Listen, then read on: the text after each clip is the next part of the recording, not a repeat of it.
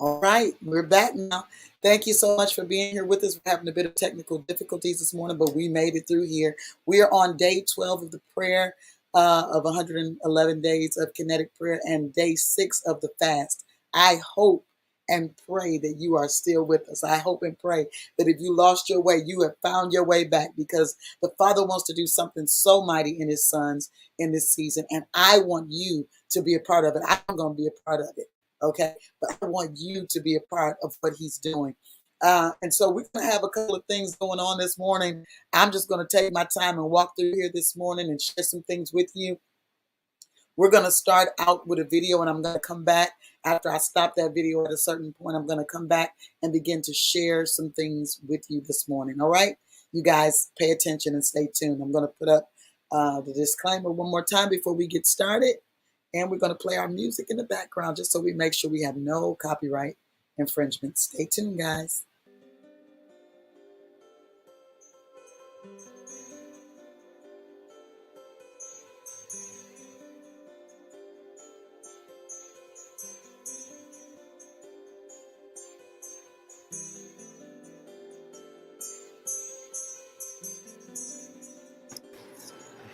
See how unscripted I am. Anyway, so with that, I give you Bill Gates.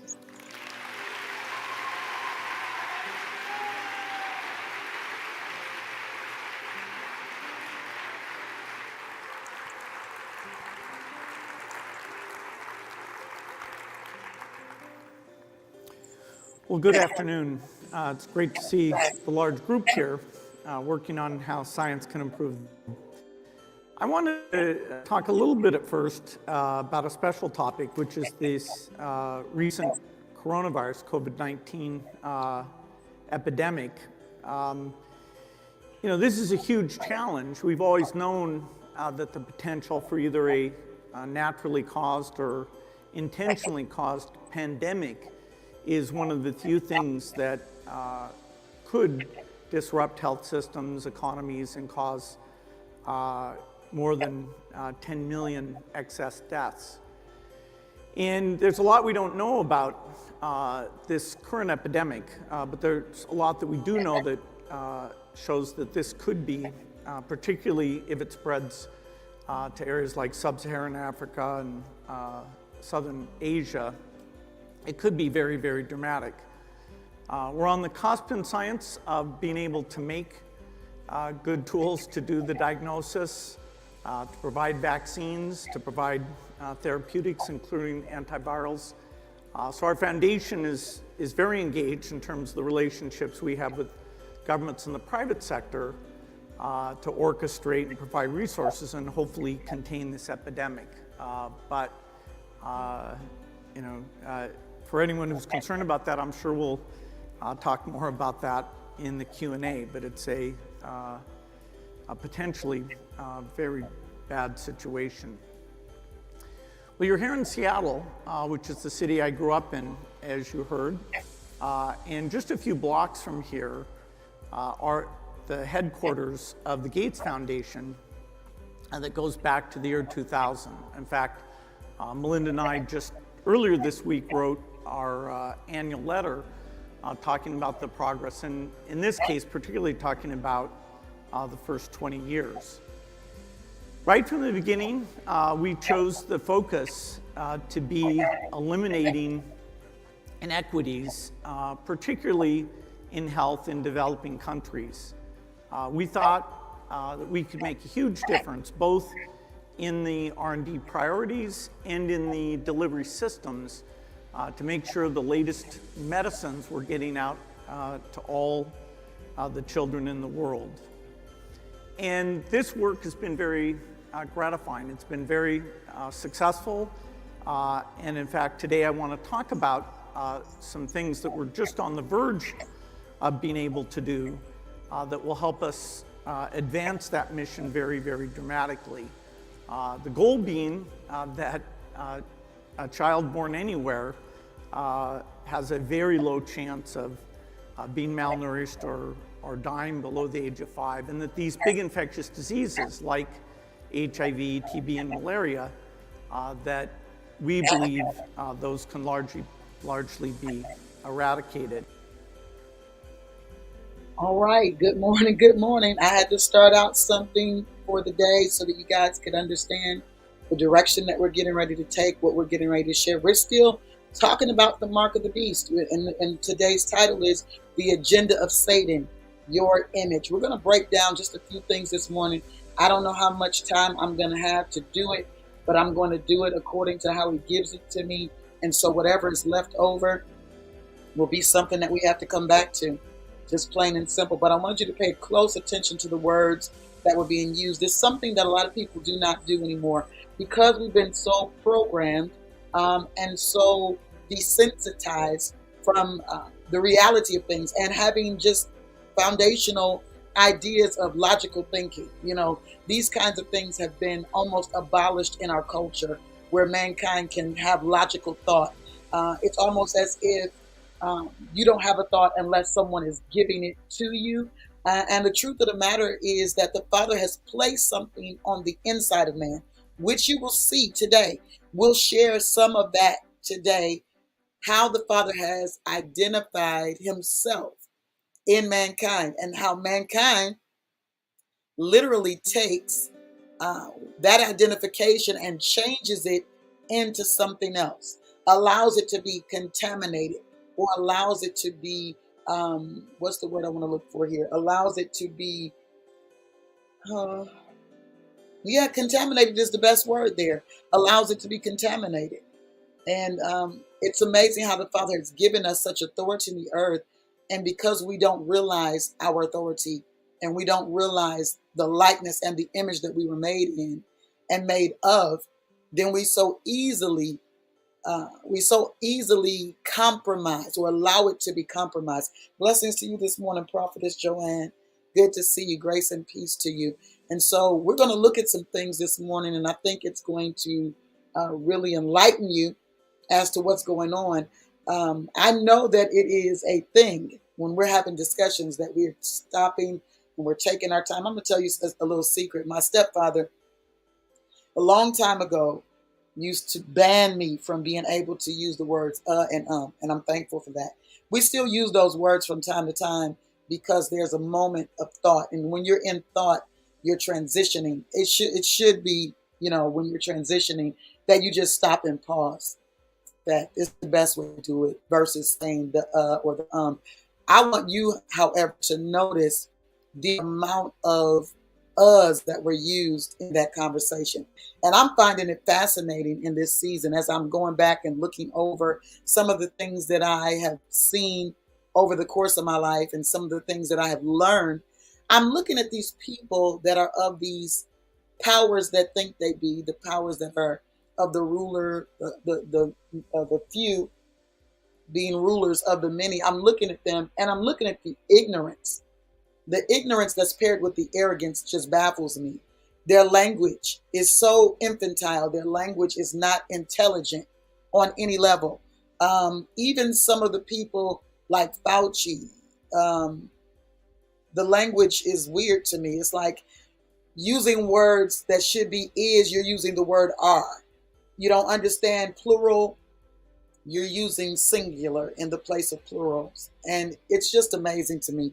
Just sitting back and watching, even people that have been given speeches are not able to comprehend the speech that they've been given in order to just read the speech so that they can accomplish the task that's at hand. It's just like, it's a blatant ignorance. It's such a high level of ignorance and intelligence.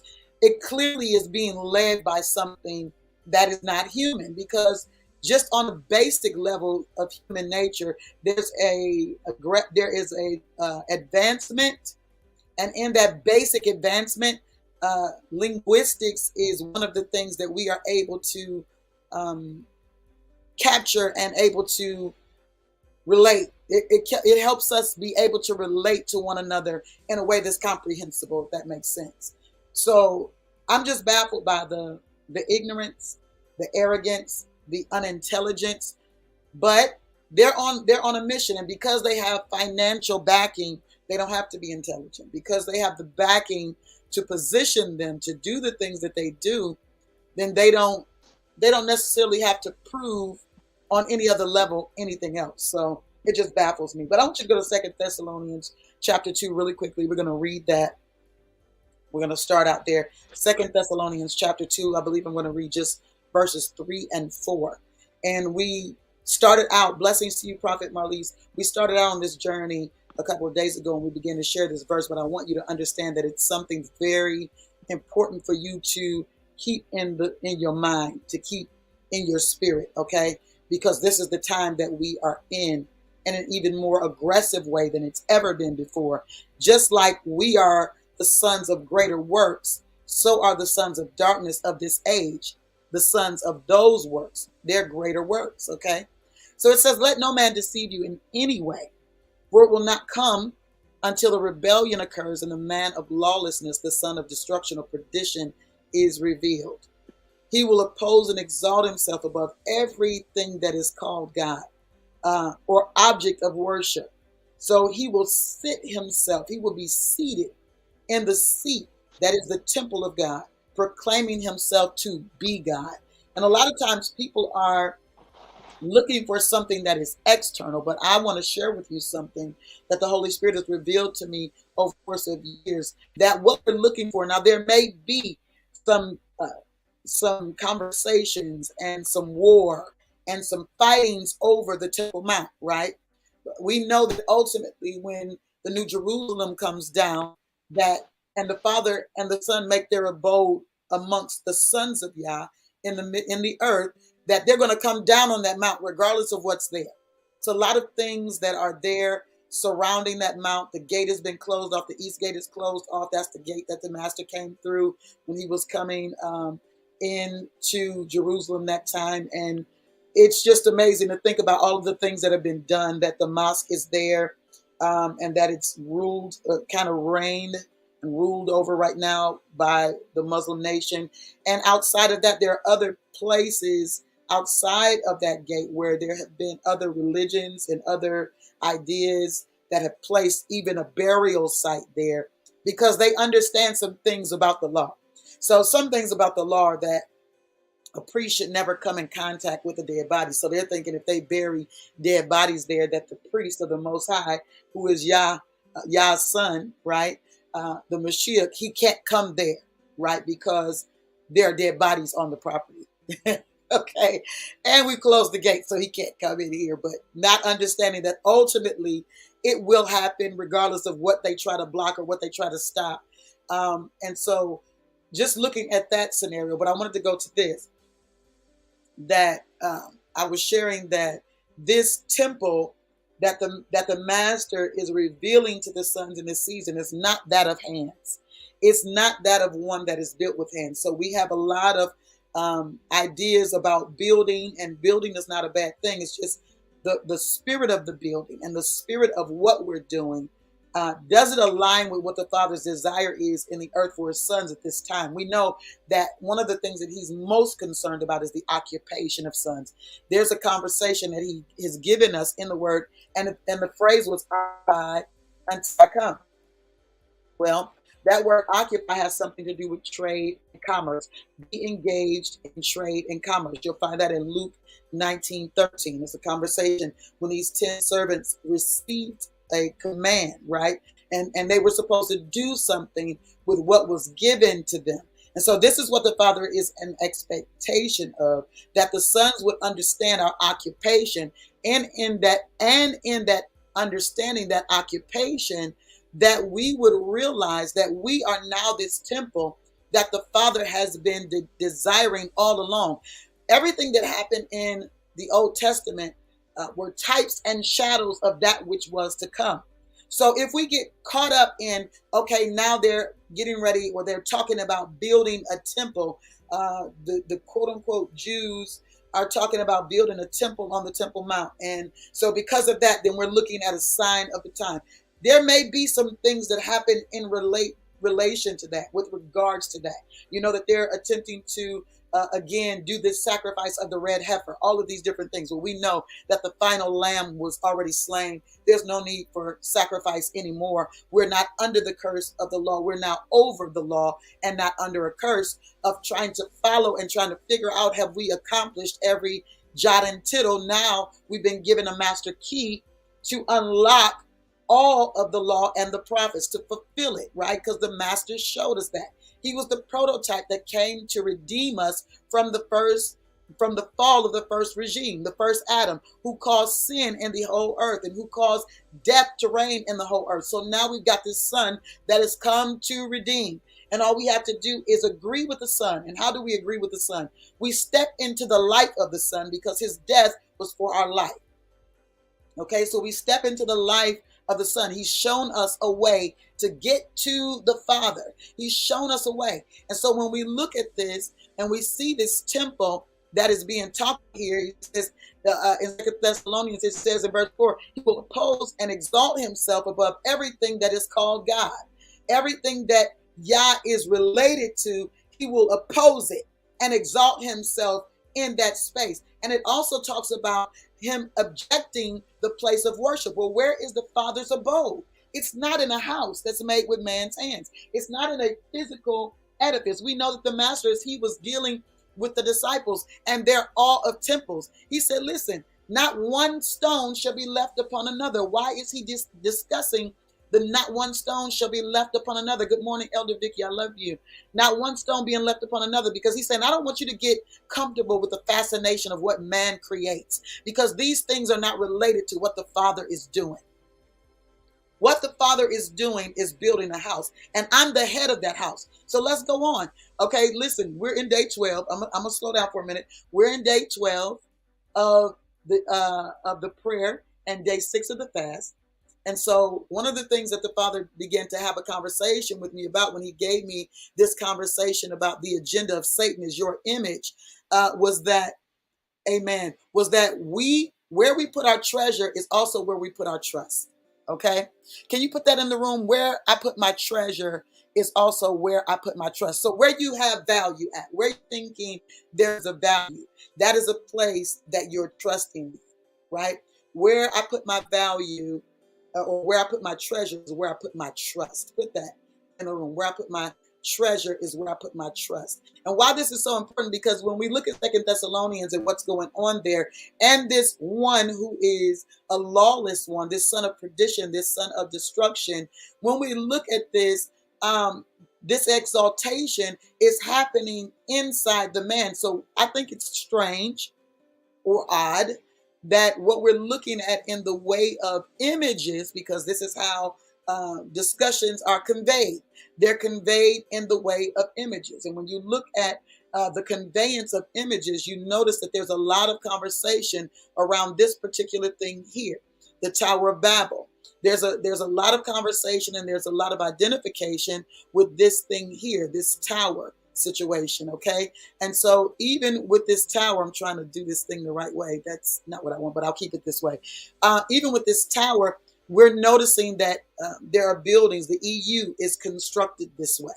I didn't get the time to pull that up for you, but the EU is constructed this way. And if you notice the construction of the Tower of Babel, or the image that they gave us, because they don't have an image for this, but they created an image for this because they have an agenda and they have a message that they want to convey, because they cannot do what they desire to do in the earth without conveying the message first. There has to be agreement. There has to be a covenant that is made in order for there to be a manifestation of that covenant. And so when you look at that, you can look at this, look at the Tower of Babel, and you can look at our DNA. It's the same structure. It's this winding thing that is going on, right? And so I want to tell you this because I want to take you down a path this morning, and I'll do my best to get through it as best as I can. But I want to take you down the path because I want you to realize something that maybe wasn't realized before, maybe hasn't been heard before, okay?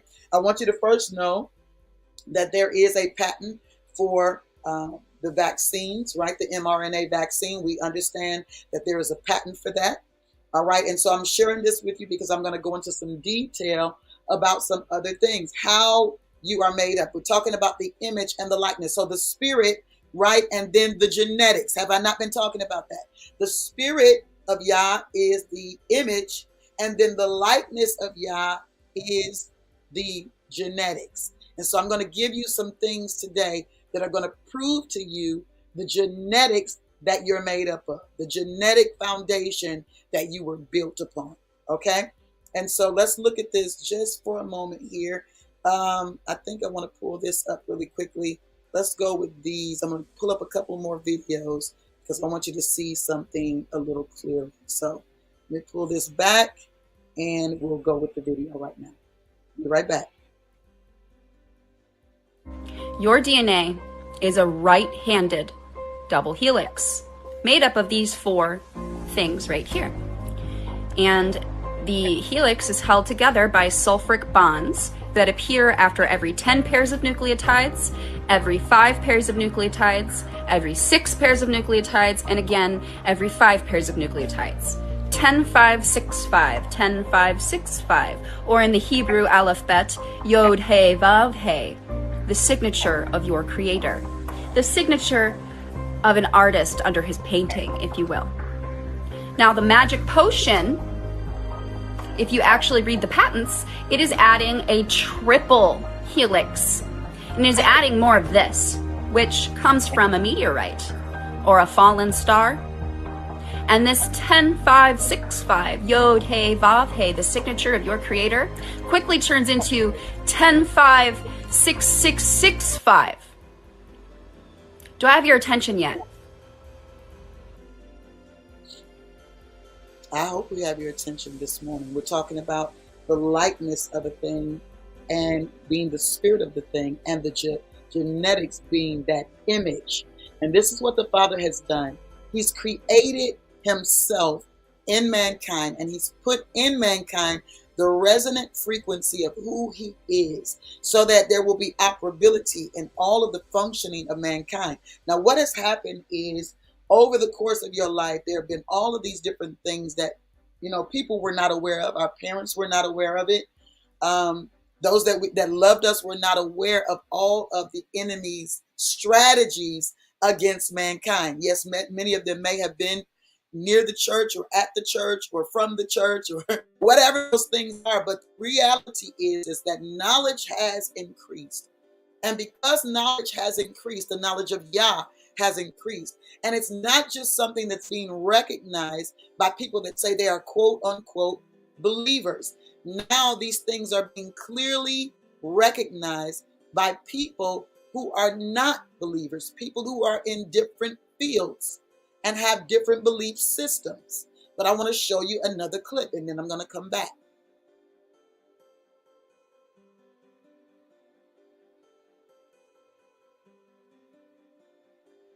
There that intelligent design might turn out to be the answer to some issues in genetics or in evolution. And I suppose it's possible that you might find evidence for that if you look at the details of biochemistry, molecular biology. You might find a signature of some sort of designer. Wait a second. Richard Dawkins thought intelligent design might be a legitimate pursuit? And that designer could well be a higher intelligence from elsewhere in the universe. כולם איתי כל הפרטים. בשנת אוקטובר 86, כשאתה היית פתק בכותל, או לפני זה, אני חקרתי במכון ויצמן בתור רופא. הייתי מדען במכון ויצמן, וחקרתי את ה-DNA של חולדות, עכברים, קופים ובני אדם. 18,000 רקמות של כבד, כליות, שרירים, גם עיניים, האיריס שבתוך העיניים. קיבלתי רקמות ובדקתי אותם במיקרוסקופ האלקטרוני. לידיעתכם, ילדים, המיקרוסקופ האופטי שאתה מסתכל ככה, מגדיל 10,000. המיקרוסקופ האלקטרוני מגדיל 1,000,000 פעם. אתה נכנס למפנוך של החומר. מיקרוסקופ האלקטרוני זה לא ככה, זה מחשב גדול, ענק, טלוויזיה, ואתה רואה, מה שהוא רואה מראה לך, זה אתה. סבבה, מדע, לא דת, מדע. ויש תוכנה במחשב שמדברת איתי. מה קורה פיזיולוגית? שיש אצלי לא פתח, אומר שמדי פעם, sometimes, התוכנה באנגלית, יש גשר של גופרית שעשוי להיפתח. באמת הגשר? גשר, שמחזיק את הסליל, יפה, מחזיק אותו. שאלתי שאלה של $1,000. שימו לב, שאלתי את המחשב, מתי מופיע גשר? אז המחשב אומר לי שיש חומצות נוקלאידיות על הבסיס של הסליל, יש 4 חומצות, אדנין, טימין, סיטוסין, גואנidin, ATCG, שזה החומצות הנוקלאידיות שבסליל, זה עובדה מדעית. והגשר של גופרית, סולפורו, הופיע ככה. כל 10 חומצות גשר, כל 5 חומצות גשר, כל 6 חומצות גשר, כל 5 חומצות גשר. מה? גשר של גופרית שגורם שהסליל לא ייפתח. אמרתי, ילדים, מה זה 10, 5, 6, 5? גימטריה של עידוד A, ו', A. תתה בתוך ה-DNA, כמו רמברנט, שעושה ציור וכותב למטה, רמברנט, אני עשיתי אותך. תתה חתם את החתימה שלו, את השם שלו, בתאים שלך, בכל הגוף. גיליתי את תתה.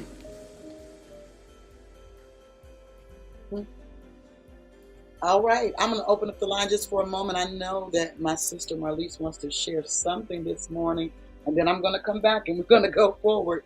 I just think it's just fascinating that the Father has given us every indication of who He is and who we are, yet at large, masses of people refuse to acknowledge Him, and thus in the vanity of their minds. And that vanity of mind doesn't mean that you don't recognize that there is a God. That's not the question here, because a lot of people believe, but I want you to know that demons believe and tremble. It's what you do with the information of your belief. It's how you handle the information of your belief. Prophetess Marlise? Yes, good morning. Good morning. Greetings. Yes. Well, I am going to say I was before my time coming up, because before they would release the info, before they would share, or before you could find the info, let's say it like that, before the type of access we have now, one of the things my mom used to say is, I have Jesus blood. Mm-hmm. Then I say, and I started to tell her, I said, I have, when I learned what atoms were, and I said, well, there's Jesus atoms. I have Jesus atoms. And I was saying I was made of Jesus. Mm-hmm. And she would ask me, baby, who teaching you all of this? You learning this? They teach you this in preschool, kindergarten, what, elementary? I look and tell her the same thing I would do when she asked me who was I playing with.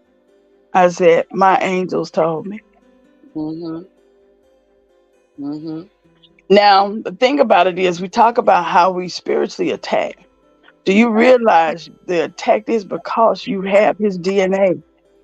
That's right. You are God's creation. Period. Point blank. Yeah. And the enemy is out to undo what He did. That's right. Even if he has to infiltrate and put in his signature inside of God's signature. That's the goal. Because once that signature is in there, it changes the whole makeup. It changes it. Changes it. You're wondering why certain things are taking place now.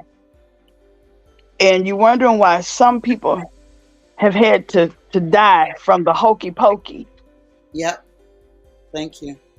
Because their DNA wouldn't change. Because you got things that won't change. Or you have things that if it do change, God will cancel it. No, we're going to stop this now. I'm going to say this on that note. The one thing that doesn't change is those chromosomes. There you go. I was going to put those up the other day, but I might still put that picture up because I wanted to That give need to go up. a revelation about what the Father showed me concerning the chromosomes, right? Mhm. Go ahead, sister. I'm going to put up the picture of the chromosomes and then I'll continue.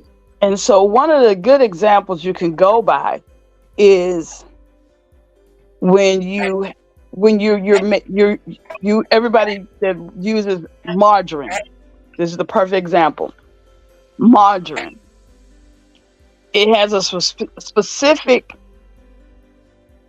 set of molecules. Yes. Change a molecule on the left side of it, it turns into gasoline. Yep. Change it up on the right side, it goes to plastic. That's right. That's how delicate that balance is in margarine.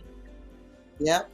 I mean, that's not good for the body, but what I'm saying is that would be the best example of how the DNA is being changed, how the DNA is being altered, and how important and how intricately designed we are in our DNA. Yes. It's so powerful. It's such a powerful place. And the reality is how he designed us was how he intended the design, because he intended something very specific. If he breathes into the thing that he created, that he gave his genetic makeup, that thing becomes him. But if it no longer sees him, it becomes something else that it sees.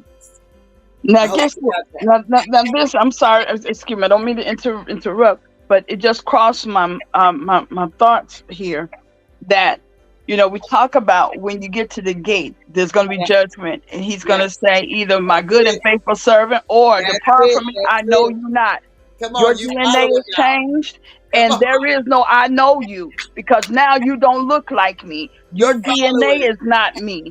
Your setup is not me. Your makeup is not me. Your molecules are not me. That's it. That's where the gate is a problem. And that's where that conversation is coming in at. I don't know you. You're not constructed like me. We're not connected. I kept telling you guys that the Father is looking for himself in what he created. And if it is clouded by a bunch of things, if it is changed because a lot of things have been done. Now, remember I talked to you about this, that the Father dealt with that first deception of the hokey pokey. He said, no, I've given my sons a grace.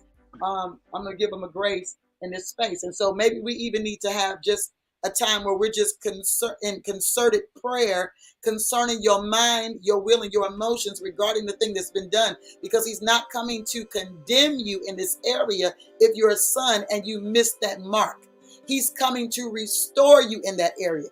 That means on the level of your DNA, restoration has to take place. And he has declared himself, the Father has declared himself to be the good shepherd that restoreth the soul, the mind, the will, and the emotions. And all of those things from the head come the orders to the whole body for it to operably function.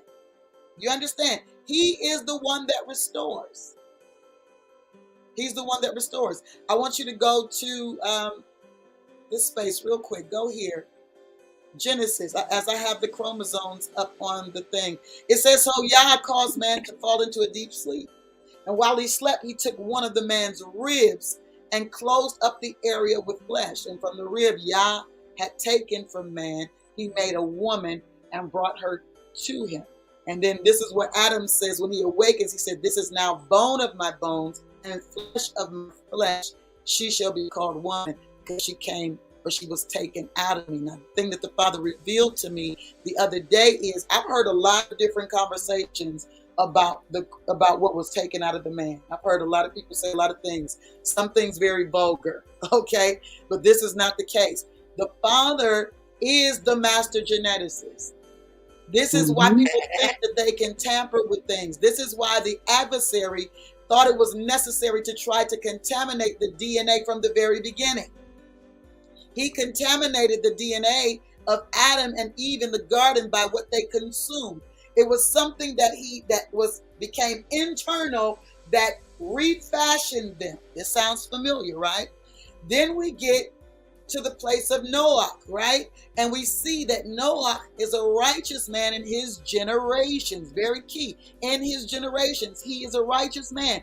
This is not discussing the fact that he's never made an error, that he's never misstepped. Righteous according to how the Father designed him, by who the Father is. Everything else in that setup, in that creation, besides those 8 that were on that boat, have been contaminated in the structure of their DNA. The watchers were tampering with genetic structure. And even beasts and fish and birds and all manner of men had been contaminated and corrupted in his way.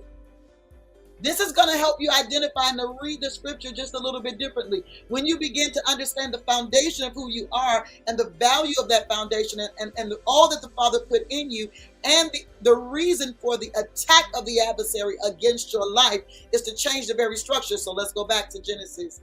Let me do this with you. This is read.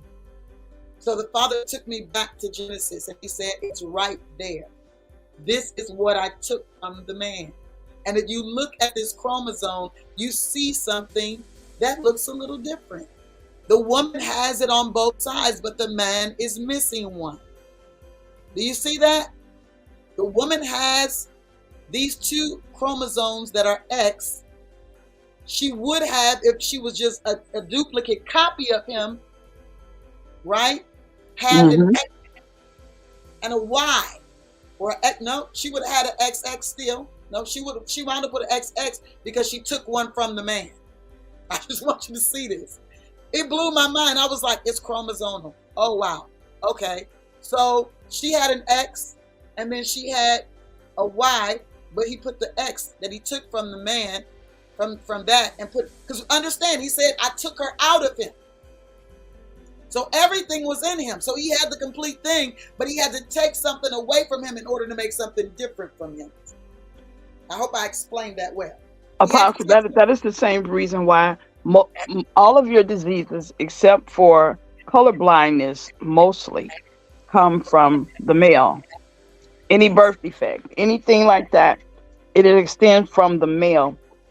But color blindness is specifically to the woman's gene,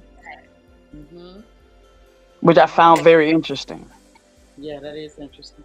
Prophetess Merlin, blessings to you, woman of God. It's so good to have you with me this morning, sister.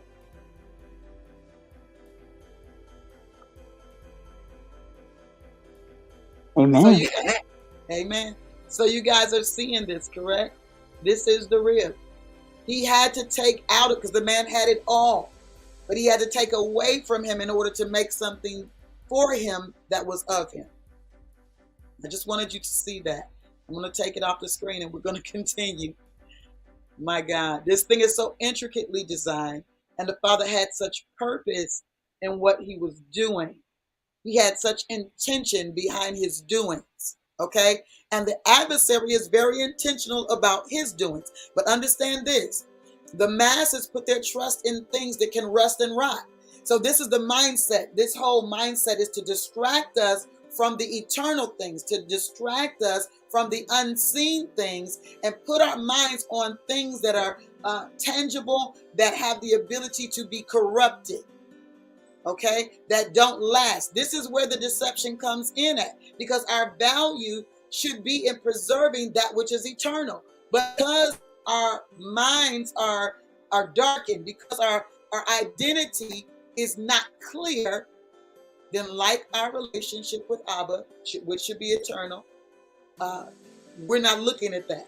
We're looking at the things. When we talked about this the other day, about the streets of gold, that's something that is in heaven that is walked upon.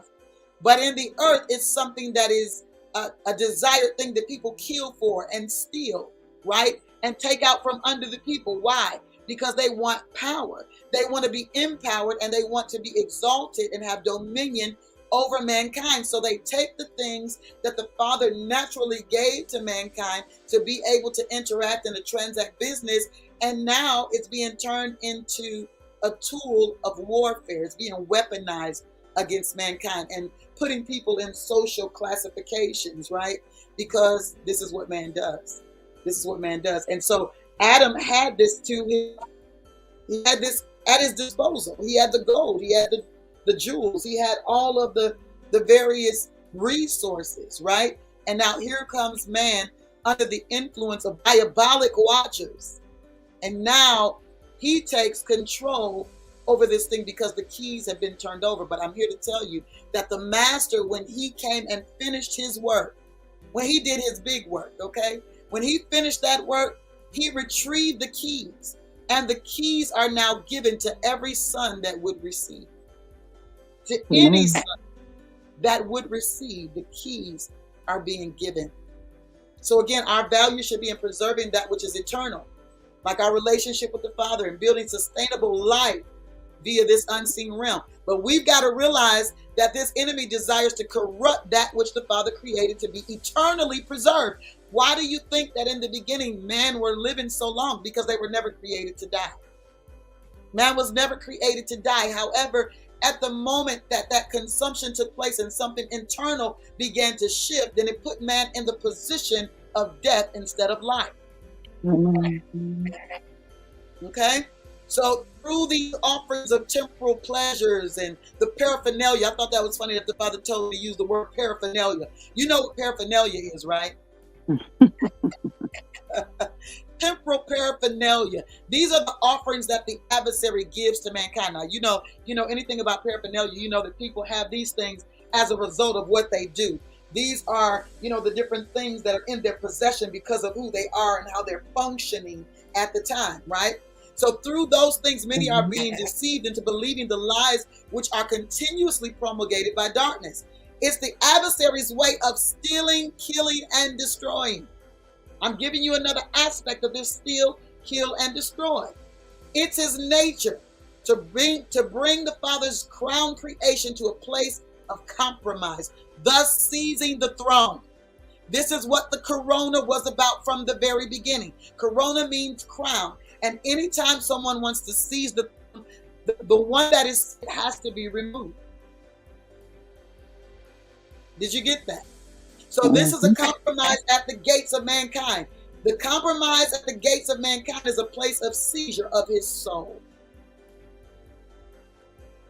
And the mark of the beast has been a mystery to so many, and it is still a mystery to so many, but it's always been kept right in plain sight. The gates of the mantis have been compromised. They've been breached. But you got to hear the alarm and awaken before your identity is finally made into a diabolic image of Hasatan. You got to understand this. This is what he's after. And he'll do it by many different means. He'll do it by injecting you. He'll do it by you swallowing something. He'll do it by spiritual means. He has different ways of doing this. But here's the thing. He can't do it without your cooperation because he's not in charge. Can somebody put that in the comment section? He's not in charge. You are the king that he must unseat. And in unseating you as king in the earth, he has to unseat the God that is seated in you. And he'll do that on a cellular level, on the level of your DNA. Nothing is new under the sun. The answers to our deliverance is found right at the beginning of those bookends in Genesis. And the Father's going to help our understanding. He's going to help our understanding. There's an agenda that the adversary has. He's not in charge. I'm telling you right now. And it's so funny because in the movies and even in many messages that you might hear across pulpits, it's almost putting him in this position of authority, this seat of having charge of something, but lacking the understanding that the truth of the matter is that he has to have a physical vehicle in the earth in order for his operations to work. He's not authorized to operate here without humankind allowing him access to their vehicles, their physical body, in order to make his operations operable. He can't do it without us. Just like everything that's artificial that is being created now can't be done without humankind. But understand, under the auspices and the information of the watchers, the diabolic watchers, because all watchers are not diabolic. Okay? I believe that there were divine watchers that assisted Noah in the building of that ark. He didn't know what to do. He didn't know, and nowhere in scripture did it discuss that Noah was a builder. Okay.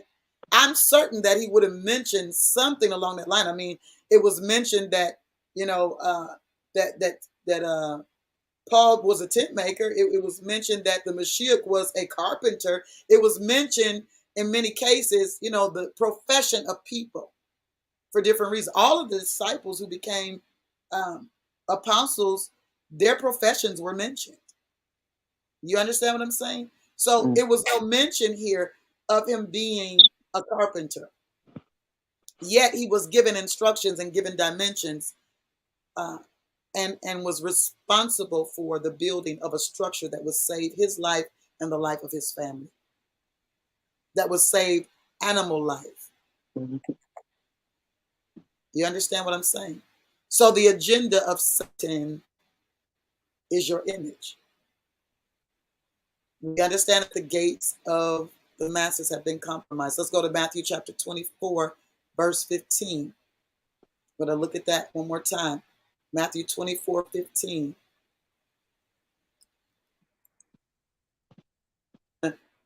Mighty God, I give you praise.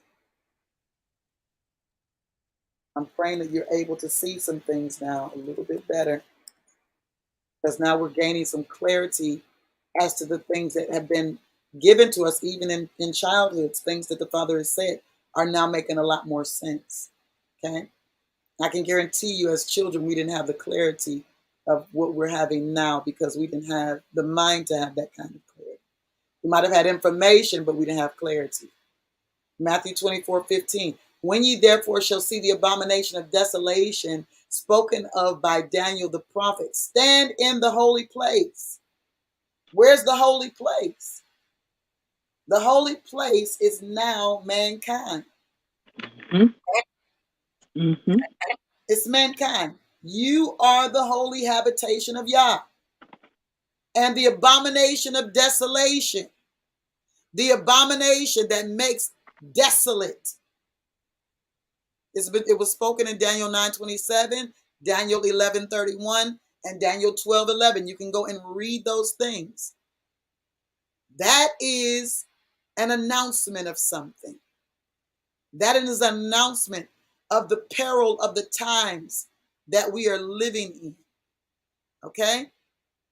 Look at this, Revelation 13. And I want to go somewhere real quick too, because in Daniel, you'll see a conversation. Let me go here real quick, because I'm talking about the agenda of Satan, your image. Because I want you to understand that the image of the beast has to do with mankind. That's why there's a 6, because it's dealing with man.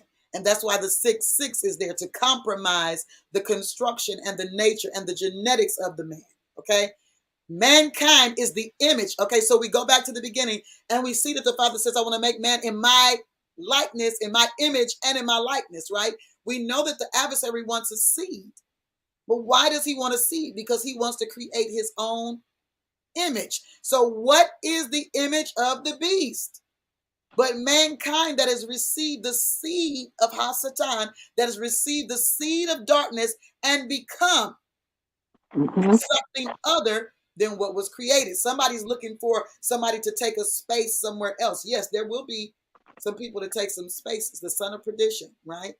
And there will be many powers that exalt themselves in place. And we are able to see, as a stage is being set for us before us. But what I'm telling you is that the thing that you need to be looking at is who's sitting on the seat of your government. The government of your gates. Who is manning the government of your gates? Who's manning the government of your gates? Your eye gates, your ear gates, your mouth gates, your heart gates, your womb. Now you got many gates. Got 10 of them to be exact. And your belly button is one of them. I'm just, giving y'all some stuff. Your belly button is one of them, right? But there are gates, and the adversary wants to be the Lord of the gates. Somebody put Lord of the Gates in the conversation section. So here's the thing. In Daniel, King Nebuchadnezzar, he realizes some things. He comes to a realization of some things because of Daniel being who he is, an image of Yah in that age, and an image of Yah in that kingdom, as were the other three Hebrew boys, right? An image of Yah in that kingdom. All of the other sons that came in, that became captives of that kingdom, were sitting at the king's table, eating the king's meat, doing everything else that was to be done, including bowing down to the image, which we see was a thing, the bowing down to the image that he made, including eating the king's meat. And Daniel and these three Hebrew boys, they were like, we have no parts of that. That's not our lifestyle. They maintained their God frequency by not engaging in the things that everybody else was adhering to, because an edict was made, or a mandate was made, or a verdict of darkness was made against the people to become worshipers and servants to the beast. We've seen several different orders. We've seen the old world order, which of course started in the garden, but then it began its manifestation at the Tower of Babel, right? In Genesis 11. That was the manifestation of that old world order. Okay? And then we saw over the course of things, these various orders that have come down. Now, all of these are the mirror of this new order, this NWO that we are now under the hearing of, right? Which has so many faces, you wouldn't believe it. When I tell you it has so many faces and there's so many facets to this order, that is just unbelievable. But it's something to learn from how the enemy does what it does. It infiltrates the culture from every aspect. But Nebuchadnezzar, nonetheless, he identifies with some things that the Father is doing, and he begins to identify with the Father in that place, right? But then he gets full of himself, and he creates this image, and after that, he begins to see, of course, after the three Hebrew boys don't bow and they go into the fire and they come out, that this God is something, okay? This is something here. And so, but he loses track again, because then he begins to puff himself up and talk about all of his greatness. But he had a dream, and the dream was revealed by Daniel to him. None of the witches or warlocks, none of the soothsayers or diviners, none of the magicians of his kingdom of Babylon, confusion by mixing, could identify the understanding of this dream. But Daniel, who was the image of Yah in that age, was able to do this. And what he described to him actually came to pass, because one moment he was sitting there and he was lifting himself up and talking about how great he was. And in that moment, he became a beast. I want to go to that really quickly, because I think this will fascinate you. That I'm saying to you that the image of the beast is not what you're thinking it is. It's mankind that has been compromised. Mankind that has been compromised is actually the image of the beast. It's an image that he's after. As I'm pulling this up, anybody can jump in really quickly.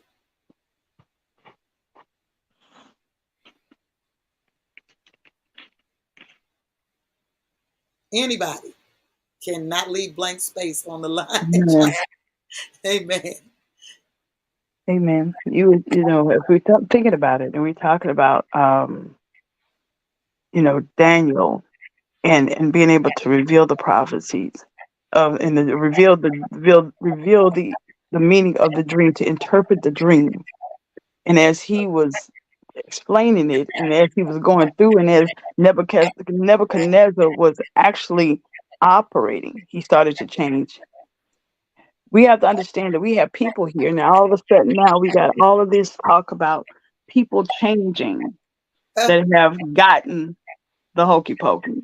Chimera is what they're trying to do. Mm-hmm. Mm-hmm. And so we don't want to accept it, because we refuse to believe that man can create or something simple as a potion can change you. But a potion can change you.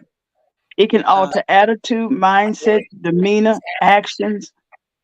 It can turn an innocent man into a dangerous killer.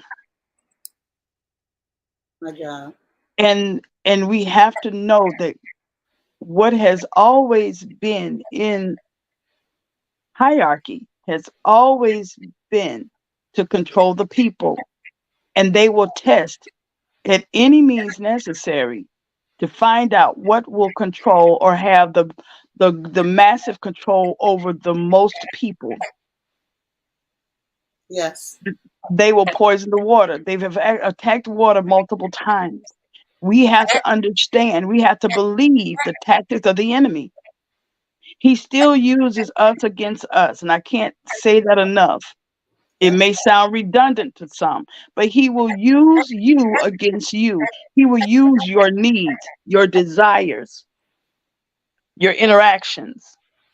Your connections. Yes. Yes, your connections. He will use your resources or the necessity of resources Well, just to make sure he's able to get. I know I text in. We were talking about Adam in the garden.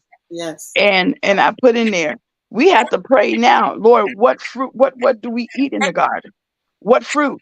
I know what you say. You gave us instructions in Leviticus, but in this season, with so much stuff that man has been tampering with, we have to pray, Lord, reveal what is suitable for us, that we don't ignorantly change or be changed or Yes. altered. Yes. The thing about that is this, that the spirit of us sustains us. Our spirit is what is sustaining us as sons. He's the one that declared he would bless our bread and our water. True. Now, eating something ignorant is not wise, because if you know that that thing is contaminated, he said, don't eat the food that's offered to idols. Something that you know has been offered to idols is ignorant to eat it. Like I keep talking about McDonald's. McDonald's, that's stupid. Why would you eat that? I mean, after all of the conversations that have been had regarding McDonald's and what its ability is and what it is and what it is not, it doesn't make sense. Chimera. I didn't mean to put it in that place, but okay. We'll put it in another place. It doesn't make sense. It just makes zero sense. But if you're eating the thing that you know that he ordained for you to eat, you have no worries, because you're already eating what he ordained. And his part of that covenant is that I'll bless your bread and your water. I know we think we got to bless our food, but that was never his instruction.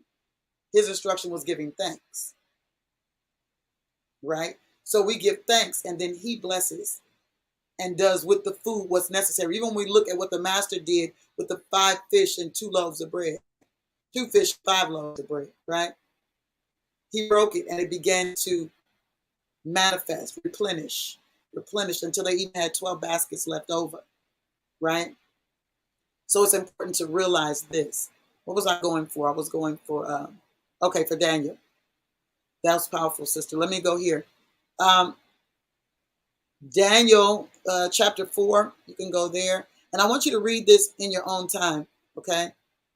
He gives the interpretation of Nebuchadnezzar's vision. We'll start here. Verse 8, but at last Daniel came in before me, whose name was Belshazzar, according to the name of my God. See how people do? They want to give you their God's names, right? And in whom is the spirit of the holy gods. And before him I told the dream, saying, O Belshazzar, master of the magicians, because I know that the spirit of the holy gods is in thee, and no secret troubleth thee. Tell me the visions of my dream that I have seen, and the interpretation thereof. Now understand, nobody else could do that. Tell me the vision and the interpretation is what he wanted Daniel to do. He said, thus were the visions of mine head in my bed. I saw, and behold, a tree in the midst of the earth, and the height thereof was great. The tree grew and was strong, and the height thereof reached unto the heaven, and the sight thereof to the end of all the earth. The leaves thereof were fair, and the fruit thereof much, and in it was meat for all. The beasts of the field had shadow under it, and the fowls of the heaven dwelt in the boughs thereof, and all flesh was fed of it. Now understand, the image that he is describing, what Daniel is describing right now, is a position that a king should have. And understand, we've been made kings and priests before our God. So listen, this image that you've seen, your imagination, your divine imagination should go to work as to how you should be operating, how that provision of your operation should affect people around you and all of creation. He said, I saw in the visions of my head upon my bed, and behold, a watcher and the Holy One came down from heaven.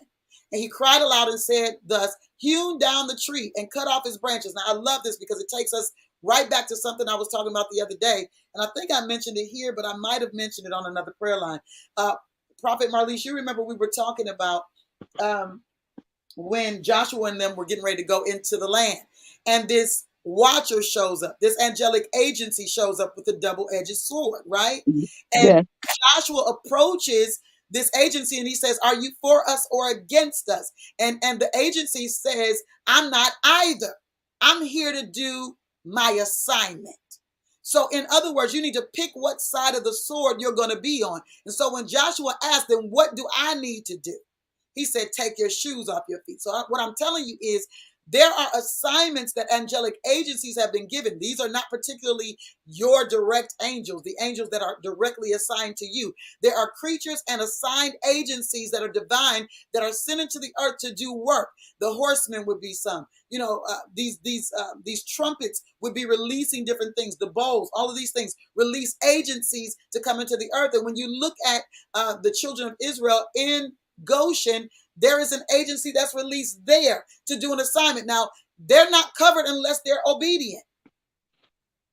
Are you listening to what I'm saying? Mm-hmm. They're only covered in their obedience. They're not covered in their disobedience. All the blood on the door would not have mattered. Screaming the blood would not have mattered. I keep telling people, all of this stuff that church has taught y'all, you're dying out here. You're dying because you think that this thing is a thing. You're walking around with amulets around your neck thinking that you're warding off evil spirits. You're not. The only way for your hedge to be reinforced and continually enforced is for you to be in relationship with him, for you to maintain that relationship on every level. Prayer, fasting, reading the word, becoming who he is, identifying and seeing him, being given access and being given keys.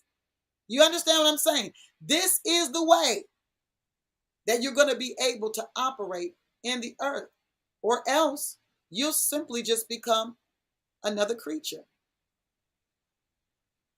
And this is what you'll resemble.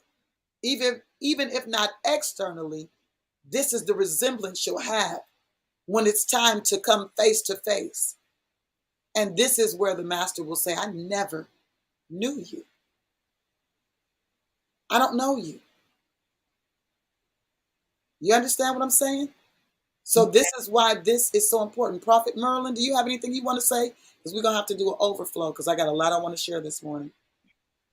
I'm just listening. I'm just listening. Amen. It's good to have you this morning. So this is important. So Nebuchadnezzar, he has this encounter because he does not follow. He's ignoring the dream. I'm going to tell you something about ignoring your dreams. This is why I tell you should write them down. You should keep a record of things. And I notice in a lot of instances in this time, in this age, in a lot of instances, particularly in this season, the adversary seems to be trying to interrupt the dream pattern. Like you wake up and immediately it's almost like it's being clouded. That's why this place of fasting is necessary, because you need to remember. Now, there are times when we have a dream and we don't remember it, but we know it when it happens. So those are signals and signs of a pattern or place that we're supposed to be and what's going to take place next. I get that.